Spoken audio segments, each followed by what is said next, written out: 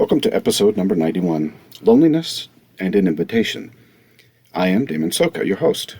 Now, before I get started with the topic of loneliness today, I would like to issue an invitation to those who are listening. I recognize, personally, my limitation when it comes to mental illness, and that I am, 1, male, and 2, middle-aged. I know that there are many stories out on the listening audience that probably and very likely would be helpful to others. Mental illness really knows no bounds when it comes to the human experience. There exists in this world a diverse group of us who suffer, and I believe that each story provides value to the whole. I would like to invite anyone who would like to talk about their mental illness journey, their successes, their failures, and what they've really done to manage their illness, and that also within the confines of the Church of Jesus Christ. To really sit down and talk with myself to discuss whatever you feel is important to the topic and to tell your story. In that invitation, I also include those who may not have the illness, but care for someone who does. The format for the interview will be open and accommodating to anyone who would like to talk. If you want to be anonymous or tell your story openly to the world, I can provide the format you choose that will best tell your story. Now, if you feel that you would like to tell your story, I'd ask you to contact me at dtsoka@gmail.com. So it is dtsocha@gmail.com, or you may also text me at 509-263-8361. I really hope that you will consider it. Now on to today's topic. What does it mean to be lonely? I have no doubt those of you listening have felt it. It is an all too common effect of mental illness and of life in general, especially in our current world of digital interactions. Loneliness comes in many forms, from simply being without someone by your side who loves you, to truly being alone in a room full of people. And that room full of people do not have to be strangers. Now, I'm sure that science has its theories as to why loneliness is such a large part of our mental health. Something about cavemen needing protection from predators and communities. I really don't view it from that perspective. I have no doubt that we do feel more secure in numbers and that there's some kind of protective understanding, but that certainly does not explain why we can feel so alone in a room full of people we know and perhaps even love. I don't believe that loneliness is some type of ancient protective biological development in our brains. I believe that the deep pain that comes from loneliness is simply a logical reaction from our spiritual emotions. We lived in a loving and deeply knit community of families in pre-mortality. I don't believe that we ever really knew true loneliness in any sense in the pre-mortal life. We had access to the Savior and our Father in heaven, and a true understanding of what it means to belong, and to be loved. We lived in a tight-knit, loving families designed to provide for our learning and growth and our agency in pre-mortal life before we would come down to mortality. Now, we possessed a deep understanding of our origins and where we really fit into the plan of exaltation. We had great purpose, we had support, and most of all, we had many wonderful, loving relationships. It is these deep relationships that I truly believe are the cause of our feelings of loneliness in mortality. Our spiritual natures were cultivated through divine relationships with immortal beings, immortal exalted beings, and even our spirit brothers and sisters. Now, those relationships became a part of who we are and were, and I believe that our spirit truly aches for those relationships to return to us. That feeling of lost relationships is what I believe to be the loneliness in this world. While the veil has been removed from our ability to see those moments that define those relationships, we can still feel those relationships and how much we miss them in our current lives. I personally do believe that many of the individuals we come in contact with throughout our lives are kindred spirits with whom we developed specific and often deep relationships. Now, have you ever connected with someone immediately, as though you had been friends forever? Have you ever talked to someone and felt as though you had always been friends? Your first conversation was as if you were continuing something that had already been established long before. I don't believe these moments to be coincidental or just strange phenomenon. I believe that we are reconnecting with someone whom we knew long before mortality. I have no doubt personally that many family relationships on this earth are based on our relationship before this earth life. Our lives, in many ways, are a continuation of our lives before the veil and mortality. Now, as we talk about loneliness as a feeling and as a reality, it's important to understand not just the origin of our loneliness, but the feeling itself. Loneliness brings with it a deep yearning for connection. This connection is not just some wayward desire in our bodies or some caveman development, but a mental and physical need of the body and its systems. Now, Elder Stevenson alluded to this idea in the last conference when he spoke of this rabbit experiment, where connection and feeling loved and needed overcame some physical difficulties faced by the rabbits. Now, feeling loved and connected directly impacts our physical and spiritual health and can even overcome in some ways poor physical habits or even weaknesses possessed by the physical body. When we talk about our spiritual nature and its development, we cannot develop spiritually without connection to other spiritual beings. Connection is a requirement for exaltation in the sense of a commandment and in the sense of nourishment to the soul. Eternal marriage is a requirement of exaltation, and the deep connection found in marriage really has been shown to be beneficial to all phases and all purposes of our life, the physical body and the spiritual development. However, the deep connection must be full of love, selflessness, and service for that full benefit of that connection to be realized. Marriages that lack deep love and connection, that are based more on inward selfish behaviors, are often damaging to the soul rather than helpful, and damaging to the physical body. The same is true for every relationship we develop in this life. The closer the relationship is to a charity type of love or a charitable love, the greater the benefit to the spirit and body. The more selfish and prideful the love, the more damaging that relationship will be to the soul. In episode 88, I discussed the difference between feelings and emotions. Emotions being the underlying subconscious changes in the body chemistry that give rise to our feelings. Now, our deep-seated need for belonging, acceptance, and connection to other human beings, and sometimes to animals, gives rise to two types of feelings, depending upon the external and internal circumstances of the mind and body. When the emotional need for connection is met through purposeful, charitable relationships, we feel connected, loved, and content. When we do not or cannot have this type of relationship in our lives, then loneliness is the resulting feeling. Meaning, when our need is met, our emotional need is met, our body gives rise to positive feelings. And when our need is not met, our body gives rise to very negative feelings. Now, in a normal, balanced set of emotions, for someone who is normal, meaning someone who is not affected by mental illness, the body seeks out and does a reasonable job of interpreting emotional signals correctly and establishing connected relationships to fulfill the emotional needs and provide for that positive reinforcement. However, in an unbalanced state of emotions, where mental illness has altered the underlying emotional state of the body, it can be and is often very difficult for the emotional subconscious body to give rise to feelings of connectedness or acceptance.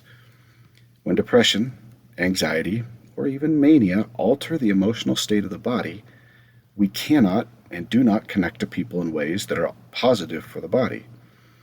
For me, the easiest way to explain this is when I felt depression or the terrible anxiety that came with it, and even in my mania, I personally knew that I could not trust my emotional state, as it was misleading me. And I tended to ignore or push away my emotional system for a more rational perspective. However, without my emotional system, I was actually unable to form deep connected relationships, and my interactions with individuals tended to be more rational and superficial than deeply connected. Now, these type of superficial relationships that come with mental illness do not entirely fulfill the emotional need for the connectedness, and thus we often feel alone even when we might have many good friends.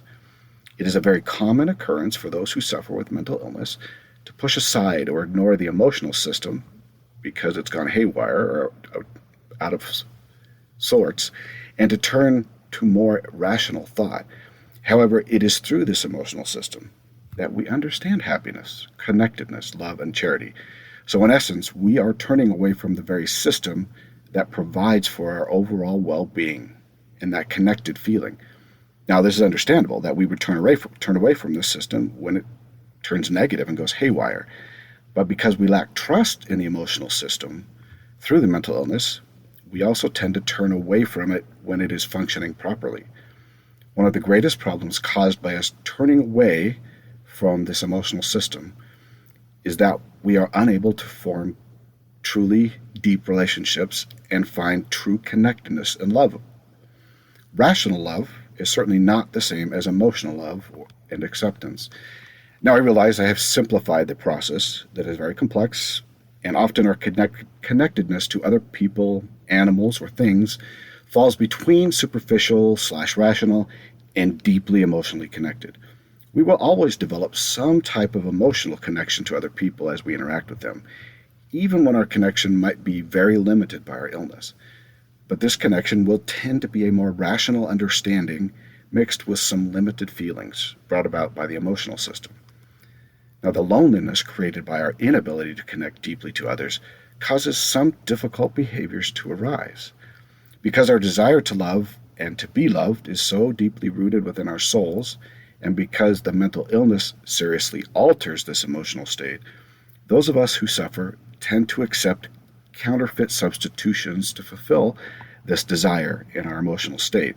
Those substitutions come in many forms of physical, sexual relationships, acceptance into groups that cause us to behave in ways contrary to gospel standards, accepting abusive relationships or friendships, covering the emotional state with drugs or alcohol, and any number of destructive behaviors found within this mental illness community.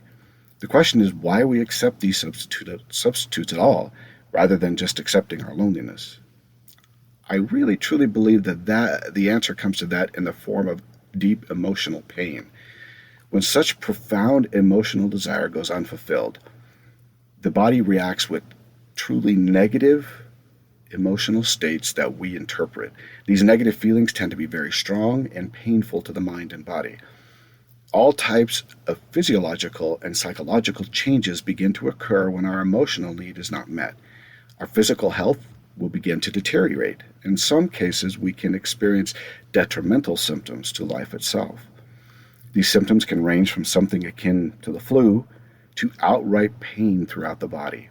They can cause one to overeat, to stop eating, to sleep all the time, or to have insomnia. What will almost always be true is the body will begin to alter or die in some ways and slowly stop to function properly. I believe that many of our mental illness symptoms result and can be related to the unfulfilled emotional need for connection and love. When you cannot connect to others because of your illness or the outside world, life can quickly become, in some ways, not worth living. Now, one of the many things I have struggled with my entire life because of mental illness is my ability to feel and develop charity. Charity is the Christ-like attribute that is directly tied to connection, love, and deep relationships. If you are unable to feel and develop charity, then your relationships will not form correctly, and they will tend to be far more shallow and far more rational. For many years now, I have conversed with the Lord about how best to develop charity within my mental illness and then further develop those relationships. Now, because I was very young when I encountered my mental illness, I never learned how to form strong bonds with another person. Now, I only found out why I had such trouble with my relationships in my late 30s or early 20s when I was diagnosed. And I have from that point until now tried to develop charity and connectedness my soul has needed.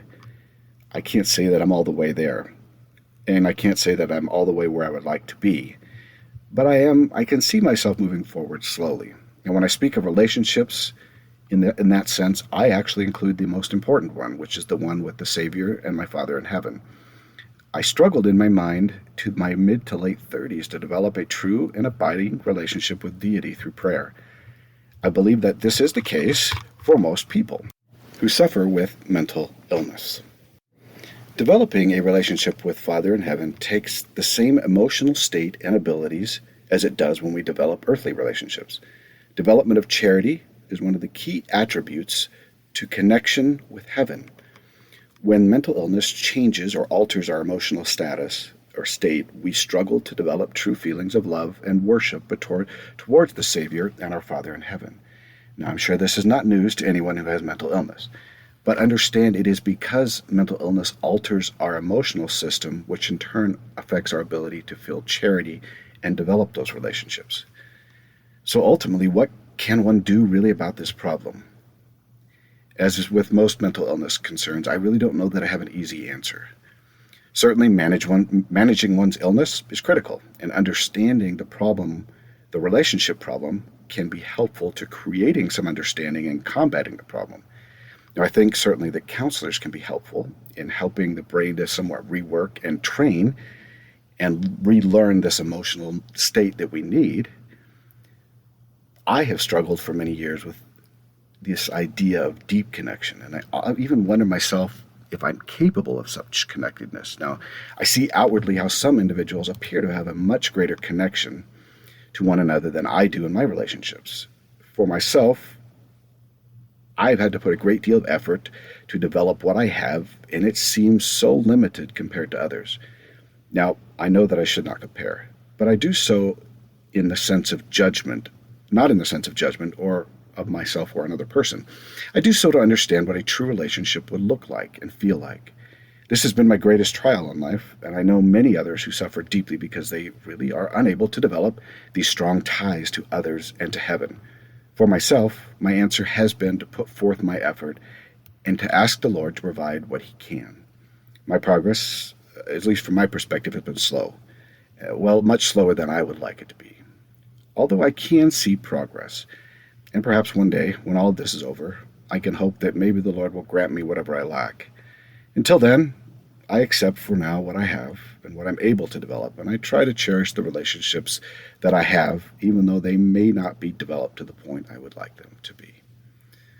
So that is it for our discussion on loneliness tonight, this week. So until next week, do your part so the Lord can do His. And if you feel inclined to share your story, again, please contact me at my email, dtsocha@gmail.com, or at my phone number, texting me 509-263-8361. We'll talk to you next week.